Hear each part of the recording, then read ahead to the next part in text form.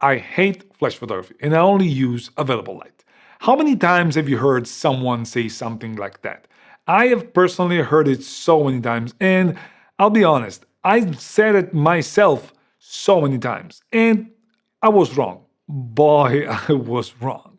Welcome back, this is Luca, and today I want to talk to you about flash photography, and I want to start with a confession. Back when I started to do my journey in photography and professional photography as well, I was doing weddings and stuff like that. I always said I don't like flashes. Flashes are for old school photographers. Flashes are not what I like, and I hate them. And I would do everything I could do to avoid using flashes. That meant super wide aperture all the time, even when it wasn't a good idea. That meant super high ISO, even when that wasn't a good idea. And also, that meant being stuck with an idea in mind that was substantially wrong. Today, I want to talk to you about what flash photography can do for you, both as an on camera device, but also as an off camera device. And speaking of off camera flash, what you need to trigger flashes from your camera once they're not connected to the hot shoe, it's something like this. This is a trigger, this is a Godox X3 Pro, but we're going to talk about that later in the video.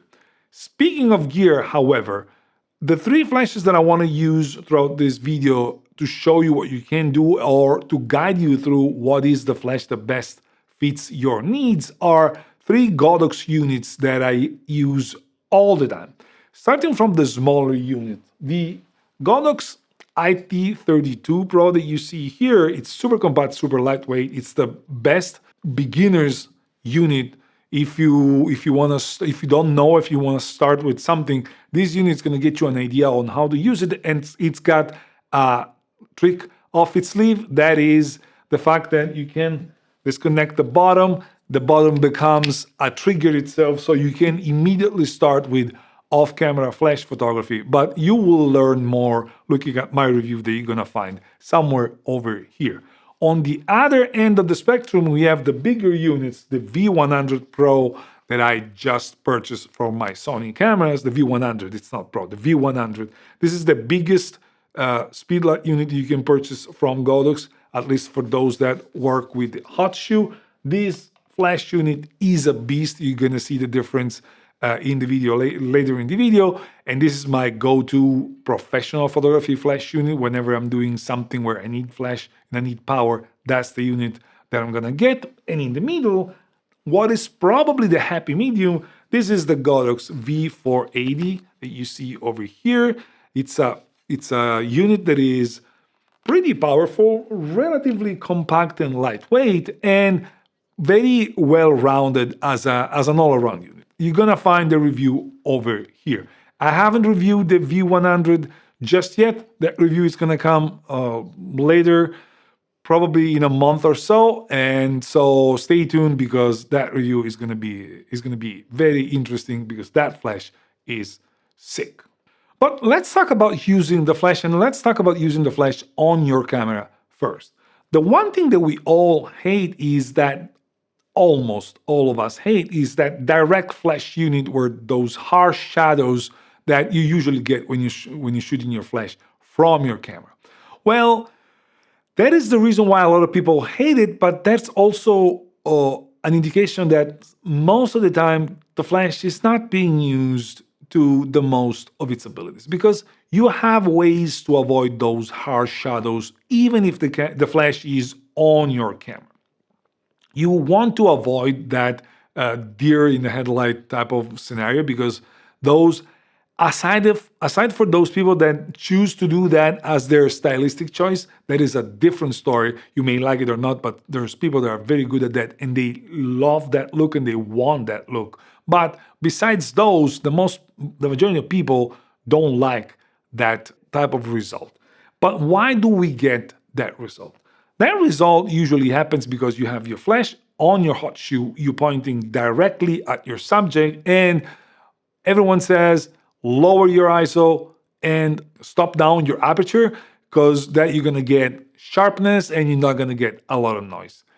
Yes, that is technically true, but in reality, what you're going to get is that you're going to have a huge difference in lighting between the areas that are directly hit by the flashlight and the areas that are not. So shadows are going to be super dark, and the area that is hit by the flash is going to be super lit. That, for the vast majority of people, it's not good light, and that's why a lot of people say they hate flash. Well, there is a quick fix for that. It's very useful. Usually, when you shoot in flash, even when it's really dark, there is some ambient around you, and you want to capture some of that. You want to give context to the picture that you're taking. You don't want a black background most of the time. In order to do that, what I would recommend you to do is use ISO 800. Every camera nowadays at ISO 800 is really good. Even at ISO 1600 is really, really good. Use those because those are going to let some of the ambient light in. Usually you're going to shoot in TTL, meaning the flash is looking at the scene and decides to use the amount of power that is needed to light what is in focus. When you're letting more light in, the TTL works in a way that the flashes less power because it needs less power to illuminate the subject. And that means that the difference between the dark areas and the illuminated areas is a lot more subtle. That alone helps a lot. And in order to help that, you can decide to open your aperture up as much as you can. Of course, if you have a lot of people and you want a picture with a lot of people where everyone is a different plane of focus, you're going to need to stop down a little bit, but you don't need to go to f8 all the time. But if your subject is only one, you can easily use f2.8 or faster if you want. That is going to let more light in, it's going to let more background light in, and it's going to make the scene look more organic, more natural. There are moments where this becomes a problem. We're not going to dive into all of that because otherwise this video is going to be super long, but just consider experimenting like that. And speaking of flashes in dark environments, low light environments, I love to use my flash, for example, when photographing dance floors. I love using my flash direct on my subject, but I want to use high ISO, as I mentioned, 800, 1600. I want to use wide open lenses just because it helps me to separate the subject from the background and also allow more light to get into the sensor. And I love to shoot wide angle, wider than the widest the flash can cover, because that gives me, on top of what I already mentioned, a natural vignetting around my subject. It gives me the colors that I want thanks to the higher ISO, but thanks to the flash direct on my subject, I get my subject very well lit. It pops up. I really love that type of scenario. On the other hand, when you're doing, I don't know, birthday parties, weddings, and they're cutting the cake, stuff that doesn't have much lighting going on, much stuff going on, knowing your environment may help you use your flash proficiently. Because let's just say you have a big white wall behind your back. That is the best softbox you can possibly get. You get your flash, you turn it towards the back. Most of the flash can do that. While you shoot, it shoots to the wall reflects all the light, and you get a giant softbox lighting your scene. Same thing for the roof. If your roof is relatively light color, white, you can use it as a huge softbox to help you light the scene. Now, this makes sense if your surrounding environment has light colors, walls, and roofs, mostly white, because if you have let's just say a red wall on your back, what you're going to be casting is you're going to be casting a huge, horrible red cast on the light that is going to light the entire scene. That throws the white balance completely off, and it throws everything in a way that it's not pleasing. So unless you're looking for a specific look, just be aware that when you want to use your flash bounced around, the walls, the ceiling need to be a neutral color and possibly a light color. But flashes are not only for very dark moments. It's not only on the inside where you don't have much available light. You can use flashes on the outside. You can use flash in direct sunlight. You can use flash when there's plenty of light available. Why? Because when you use a flash in those situations, you may have a better overall result. For example, macro photography. Macro photography is the perfect example for using flash even when there's plenty of light available, because macro photography requires you to be stopped down a lot, f11, f8 at least, and so that cuts a little bit of the available light, but also usually the available light creates shadows, and it doesn't necessarily help with the overall sharpness of the image. While when you're using a flash, that changes dramatically the perception of the sharpness of the image, together with freezing the moment, not because it helps you freeze the moment. That flash in that moment freezes that moment better than even a good amount of available light. But not only that, if you're taking a portrait, usually you're taking a portrait when it's noon, there's harsh shadows here and there. Light is never going to be perfect, but if you're using a flash to fill in, you will see a much better result. If you know how to use a flash to fill in your scene, that overall portrait is going to be much, much, much better. And another area where you can use your flash when there's plenty of available light is when you're shooting it off camera. Why? Well, there's a couple of reasons why you want to be using off-camera flash when you're outside and there's plenty of light. Usually, you may want to do something more specific where you darken your background and you want a lot of light on your foreground, that is to make a more dramatic light, something like that. We're going to see a couple of examples in a minute, but those are easy examples of doing that.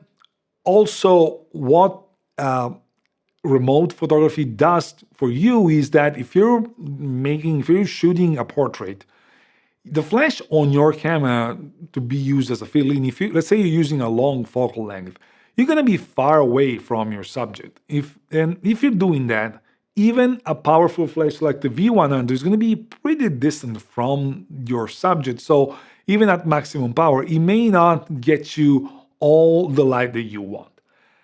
With a remote flash, what you can do is you set the flash on a stand. You put the stand right next to the subject, right outside of the frame of what you're shooting, and so you have your flash much, much closer to your subject and compared to where you are with your camera.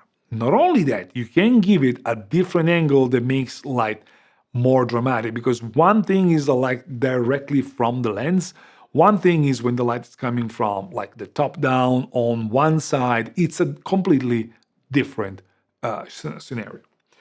But before going into the examples of that, let me introduce you to the trigger, because while the IT32 has an easy way to be used as a remote unit, any other flash unit would require a trigger.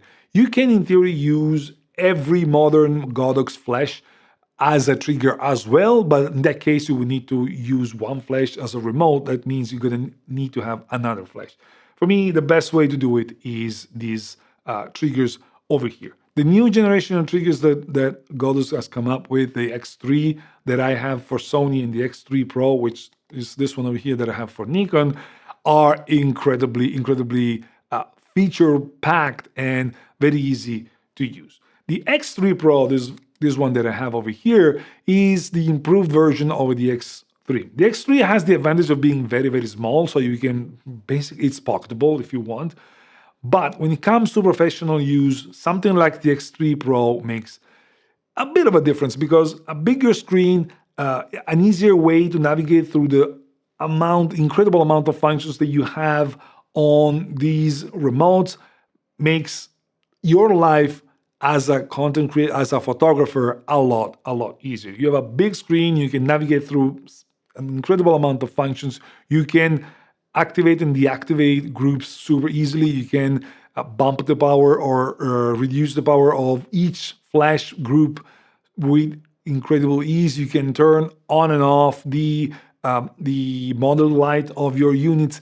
It allows you to do a lot of stuff. You can set delays if you want to use those. I don't, but you may want to do that, and you can do it with this small but very powerful trigger. And also, this in theory gives you more reach. I have shot with this trigger quite a lot, and I've never missed. There's never been a situation where I missed the shot. So for me, the Godox X3 Pro is a perfect trigger for any professional. I will buy another X3 Pro for my Sony cameras because I want to keep the X3, the smaller one, as a backup for my Sonys. I don't think I would need any more than this. And so back to remote flash shooting. In this scenario, I want to show you what you can get if you want to kill the ambient light and use your flash as your main light. In this case, we're shooting in my backyard, and we're shooting in the morning. It was like 10 a.m., so plenty of light, although it was cloudy. So it wasn't super sunny. It was cloudy. That helps a little bit. But you will see that the power of your flash is going to make a lot of difference. So the intent is to have my face well lit and have the background as dark as possible. In order to do that, there's a couple of things that you need to do no matter what. Set your flash power at the maximum amount possible. Set your shutter speed on your cameras to the flash sync value, 1/160th, 1/200th, 1/250. Some camera goes to 1/400th.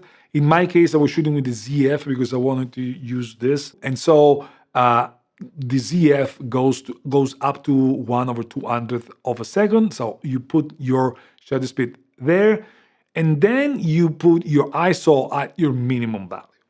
The aperture is going to be determined by the light that you have and what you want to determine.